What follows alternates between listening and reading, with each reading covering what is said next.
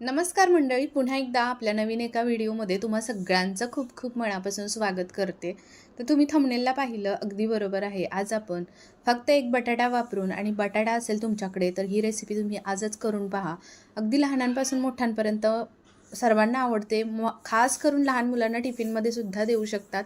झटपट होते आणि सर्वांच्या आवडीची आहे. तर चला रेसिपीला सुरुवात करूयात. तर पहा, इथे एक बटाटा घेतला, स्वच्छ धुवून घेतला. सुरुवातीला साल काढून अगदी पाण्यामध्ये पहा व्यवस्थित असा किसून घ्यायचा आहे आणि हा बटाटा पाण्यामध्येच आपल्याला ठेवून द्यायचा आहे. आता पुढे पहा, आपल्याला कोथिंबीर घ्यायची. एक मूठभर इतकी कोथिंबीर घेतली.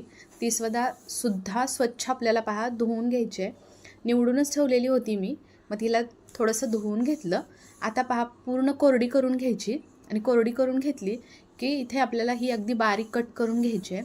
मूठभरच कोथिंबीर घ्या, जास्त काही कोथिंबीर घ्यायची गरज नाही. तर आता पहा, एक बटाटा किसून घेतलेला तो साईडला ठेवून दिला. आता ही कोथिंबीरसुद्धा आपण छान अशी बाजूला ठेवून देऊया.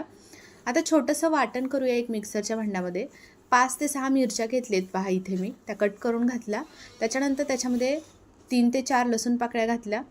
आता 1 चम्मच इतकं जिरं घालून घ्यायचं पहा, आणि हे आपल्याला अगदी जाडसर असं छान असं वाटून घ्यायचं आहे. तर इथे पहा, हे मिरचीचं वाटण आपण तयार करून घेतलं, साईडला ठेवून दिलं. आता कढईमध्ये तेल घालून घ्यायचं. 1 चम्मच इतकं तेल घालून घेतलं.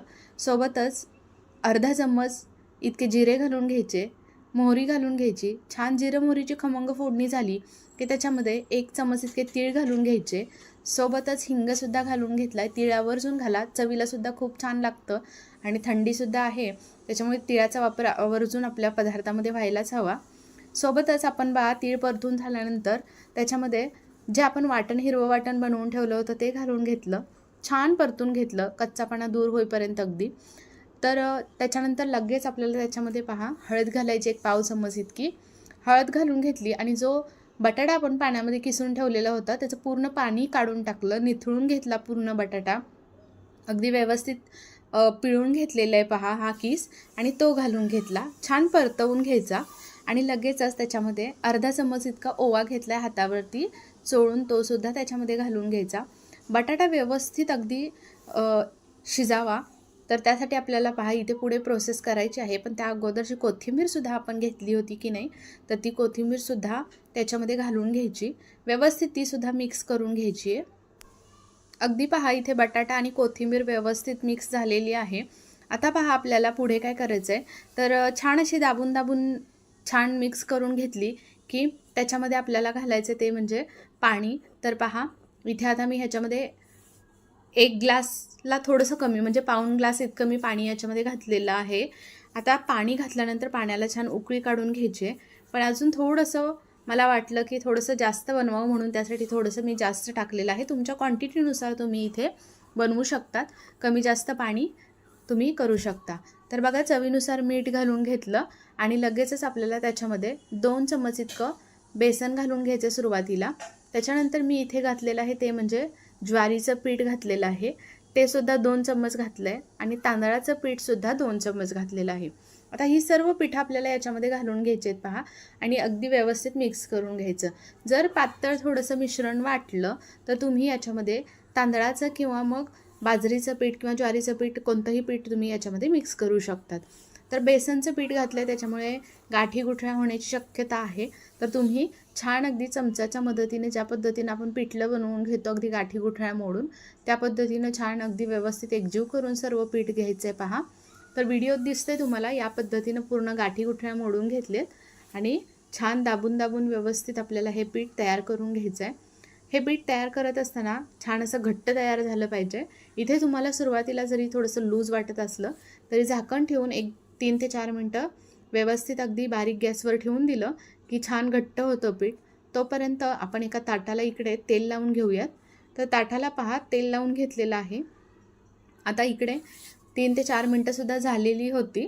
आता त्याच ताटामध्ये पहा, मी तेल लावलेल्या ताटावरतीच मी थोडेसे तीळ पसरून घेतलेले आहेत, आणि हे जे मिश्रण आहे पहा घट्ट झालेलं आहे.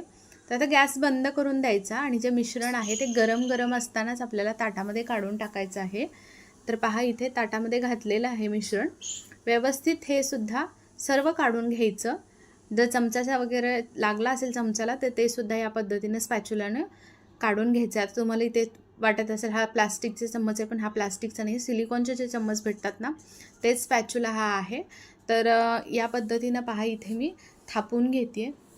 तर मिश्रण अगदी एकसारखं थापून घ्यायचं आहे. थोडंसं गरम असतं त्यामुळे अशा पद्धतीनं स्पॅच्युलानं थोडंसं फिरवून घेतलं की अगदी व्यवस्थित सेट होतं आणि हाताला सुद्धा मग चटके बसत नाहीत अजिबात. तर हे मिश्रण पहा अगदी थंड करून घ्यायचं आहे पूर्णपणे फॅनखाली. तर फॅनखाली ठेवलं होतं, पूर्ण थंड झालेलं आहे. थंड झाल्यानंतर आपल्याला याच्या वड्या कट करून घ्यायच्या आहेत पहा. तर तुम्हाला हव्या त्या आकारामध्ये या पद्धतीनं तुम्ही वड्या कट करून घेऊ शकतात. तर आता मी इथे चौकोनी आकारामध्येच ह्या सर्व वड्या कट करून घेते पहा. जर जास्त लोकांसाठी बनवायचं असेल तर तुम्ही याची म्हणजे बटाटा वगैरे हे सर्व पिठांची क्वांटिटी थोडीशी वाढवू शकतात. तर खूप छान या पद्धतीनं वड्या बघा निघालेल्या आहेत. इथे पहा दिसायला सुद्धा खूप छान तीळ लावलं आहे त्याच्यामुळे दिसतात. वरतून जरी थोडेसे तीळ टाकले ना तुम्ही तरीही चालू शकतं. तळाशी आपण तीळ घातलेलेच होते. तर कढईमध्ये पहा तेल गरम करून घेतलं. कडकडीत गरम तेल झालं की गॅसची फ्लेम मध्यम करायची आणि मध्यम करूनच आपल्याला याच्यामध्ये हे सर्व वड्या टाकून घ्यायच्या आहेत पहा. आणि जेव्हा वड्या आपण टाकतो त्या लगेच आपल्याला चमचा लावायचा नाही. एक 3 ते 4 मिनिटांनं ह्याला चमचा लावायचा, म्हणजे अगदी व्यवस्थित सेट होतात. पीठ वगैरे अजिबात कुठेही तेलामध्ये याचं सुटत नाही, व्यवस्थित तळल्या जातात आणि अगदी खायलासुद्धा खरपूस लागतात, क्रंची लागतात.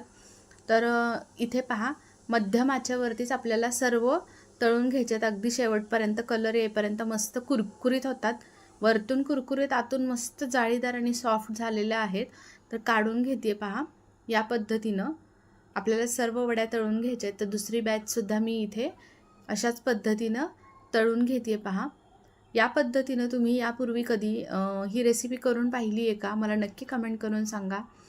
तर इथे आता वड्या घालून घेतल्यानंतर पहा चमच्याच्या मदतीने 1-2 मिनटानंतर हलवून घ्यायचं. लगेच चम्मच लावायचा नाही, कारण बऱ्याच वेळा काय होतं वडी तेलामध्ये टाकल्यानंतर सुटण्याची शक्यता असते.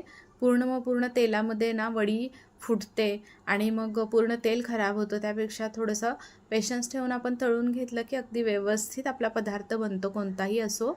तर इथे ही सुद्धा बॅच पहा या पद्धतीनं मी सर्व तळून घेतलेली आहे. कलर पहा काय सुरेख आलेला आहे.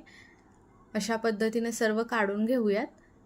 तर तुम्हीसुद्धा या पद्धतीनं अगदी थोड्या तरी प्रमाणामध्ये बनवून पहा, खूप मस्त होतात आणि झटपट होतात. विशेष म्हणजे मुलांना बटाट्याचा पदार्थ आवडतो आणि विशेष आपण याच्यामध्ये सर्व पिठं घातलेली आहेत, पौष्टिक होतात आणि खायलासुद्धा तितकंच भारी लागतात.